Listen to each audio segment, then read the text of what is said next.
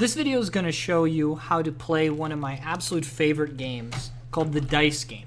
I use the dice game as an introduction to class. It usually takes between 5 and 10 minutes.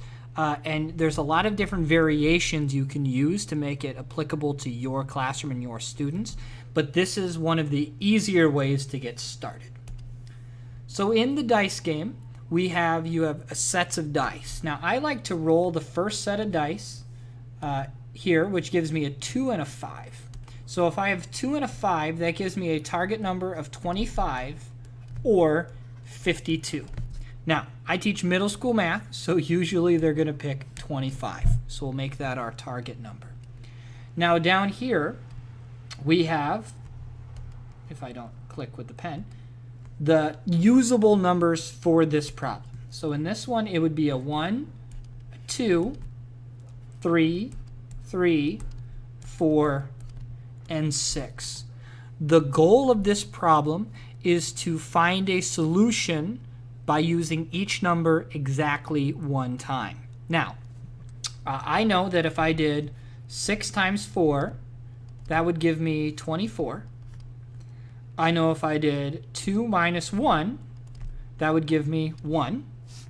And I know if I did 3 minus 3, that would give me 0. Now, the challenge of the dice game is if you're doing this with students who have learned orders of operations, which my students learn in 6th grade for the most part, that means that they have to write their solution in the correct form, or what we'd like to call a mathematical sentence.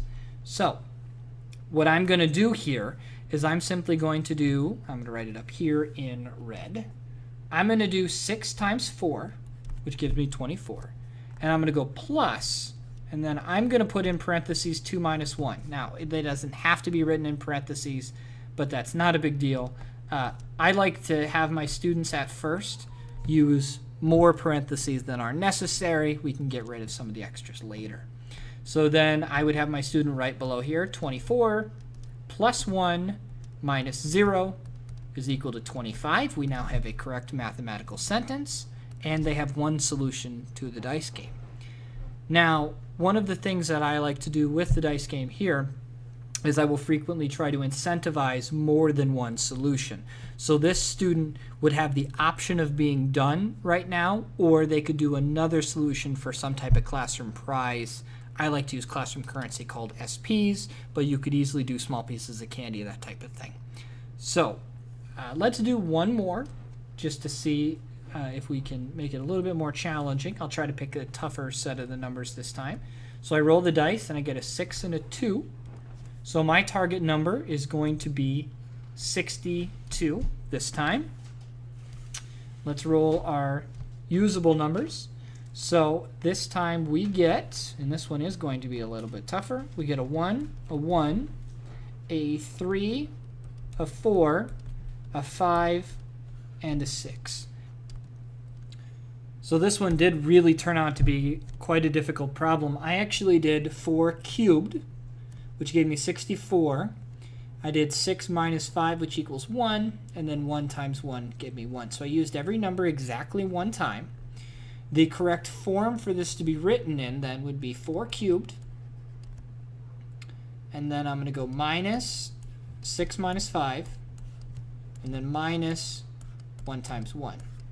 Now, once again, these parentheses are not super necessary, but I like writing them in just to teach the kids that parentheses are not necessarily scary.